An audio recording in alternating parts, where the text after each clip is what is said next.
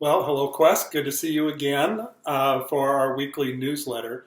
We're on one of those late week weather events again. It seems like a couple of years ago we had weekend events that threatened church attendance a lot, but this year it seems to be kind of a Wednesday, Thursday, Friday pattern. And so here we are again doing it. We did it last week, did it a few weeks ago, we did it this week. Who knows what will be happening in the future? But it just reminds me that life happens, right? You're never quite sure. There's no guarantees. Life kind of happens to us. And it happens to everybody, but it seems like it's been happening a lot recently to a lot of people. And sometimes when life happens, they're small things. They can be aggravating things, but they're not huge. But they're small things, but they happen. We all wish life would get perfect. It'd be smooth sailing all the time.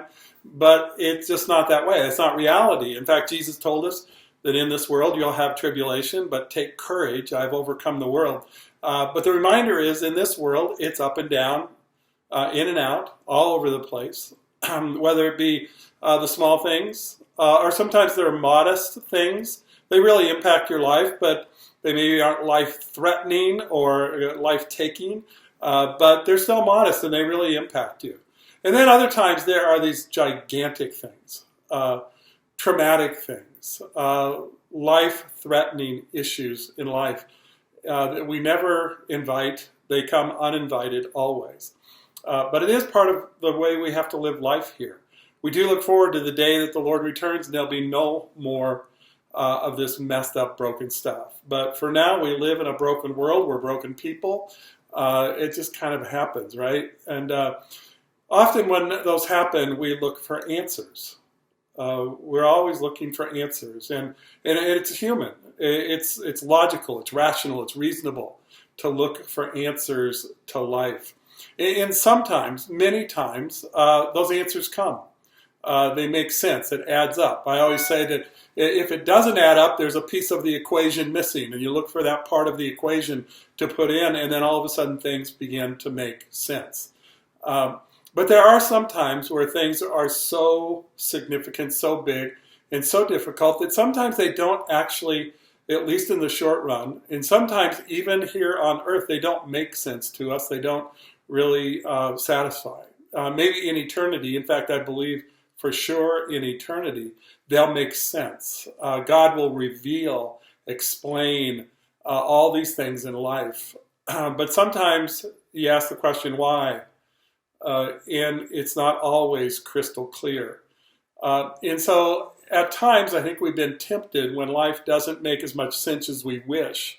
We're tempted to take some what I call Bible Band-Aids and just kind of toss them on a problem or toss them on an issue and kind of skirt the depth of the struggle and the hurt and the disappointment and the tragedy that we walk through in life. And we actually probably not wise to take the Bible and use it as a Band-Aid.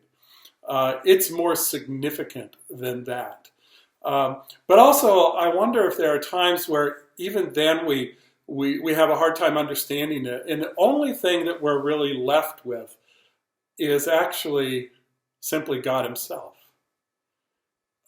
Maybe life always doesn't add up and make sense, but in God himself, we begin to see as he unfolds his sovereignty and his providence of his grace in our lives. And we can trust him. When life doesn't seem to be fair, which often it doesn't, when there are things that go wrong, when there are people who wrong us, when there are issues that we can't avoid, or they happen to us, or sometimes we bring them on ourselves, sometimes all we have is to cling to God himself because of who he is and his character, in his nature. And we could go all through the scriptures and look at a million different things of what that might look like.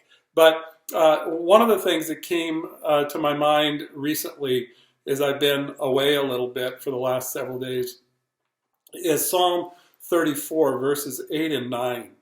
And let me just read it off my phone here. It says, "Oh, taste and see that the Lord is good.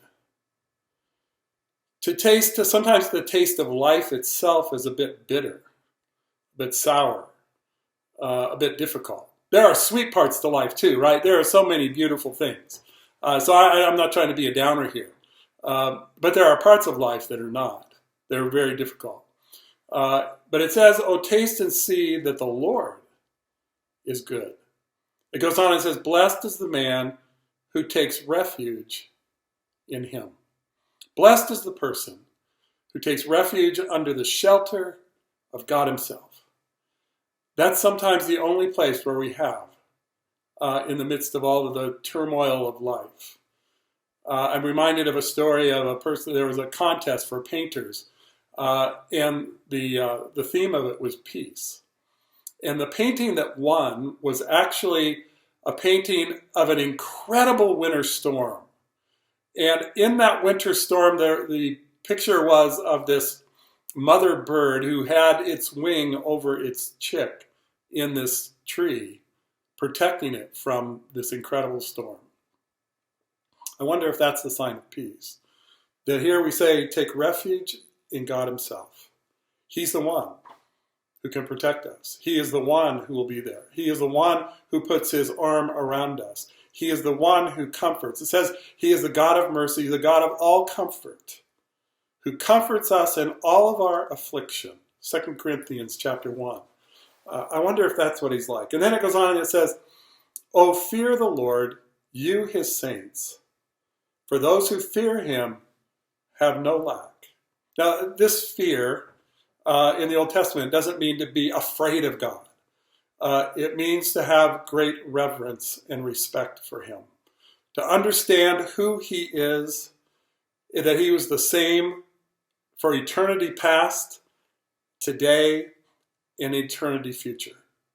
And he is the one that we will never lack in when we hold him in his right position and not try to play his position for ourselves, but we respect him for who he is. And the fact that he is a God not just who is holy and awesome and majestic, but he is personal and caring, and he is so connected and compassionate. That's who he is. In the midst of all of our struggles, he is still there, and he is available. Now, I want to just share here too, one of the modest things that's happened in my life is I shared almost 2 weeks ago now that Diane and I would be gone to see our family in California, and then I'd be having hip surgery. Unfortunately, right after that, I got diagnosed with COVID again. That's my second try. I now say I'm an equal opportunity victim of both Delta and Omicron. At least it wasn't prejudiced against me in any way. So I got COVID, which means I didn't get to see my family. And my surgery got put off for my hip by 2 months. So life has changed, and that's just kind of the way it goes. Some of our parents used to say to us, "That's the way the cookie crumbles," and that's exactly true. So I just want you to know that'll be put off. So I'll be back as soon as I don't need to be isolated at all with COVID, which really that time is now over. But I'm going to be a little more careful. And it's kind of all winding down, right? We're so glad. It looks like this early next week, the mandates are going to be done here in the county. People very conservative, very careful people have said, this is now time to kind of come back to normal. So we're going to be doing that. But it just, I'm glad to see it winding down, but I just happened to get it again. So we're really glad to be a part of a group of people, a body of Christ, who invite skeptics and inquirers to be among us, that we want to be really a very welcoming and inviting place, because we want people to be able to hear the message of a God who can be our refuge. So keep inviting your friends, not only to Quest, though obviously they're welcome there, but inviting them to be a part of your lives, because you are made in the image of God, as they are too. And that redemptive work that Christ wants to do in you, and be able to have you give an answer for the hope that's in you. So keep inviting them to be a part of your lives because you're the key. All right? Now, Beth has a few things that she'd like to talk to you about too. So give a listen up to her. We look forward to seeing you soon. Hey Quest, I want to talk for a few minutes about Thrive and the baby shower that our Quest women are throwing and why it's so important. So Thrive is a St. Louis ministry that provides low cost and sometimes even no cost women's health care to women in St. Louis and the surrounding region. And so their services range anywhere from pregnancy testing to STD testing, ultrasounds, Parent University, which is parenting education classes, and they even provide counseling services for women. So Quest is partnering with Thrive to host this baby shower coming up on March 5th from 10 to 12, and it's to help support their Parent University store.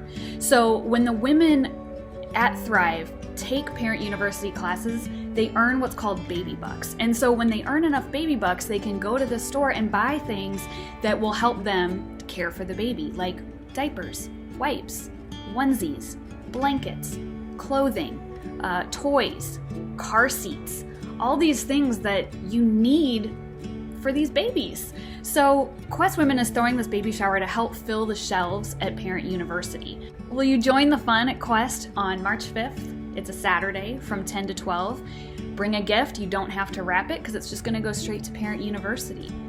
Again, the things that they are looking for and that they really need are diapers, wipes, blankets, onesies, clothes, baby toys, car seats. During the baby shower, the ladies are going to enjoy some snacks and some baby shower fun, and then they're also going to hear from Levi Hart, who's a Thriver, and they're going to talk about how the ministry has impacted the St. Louis region and beyond.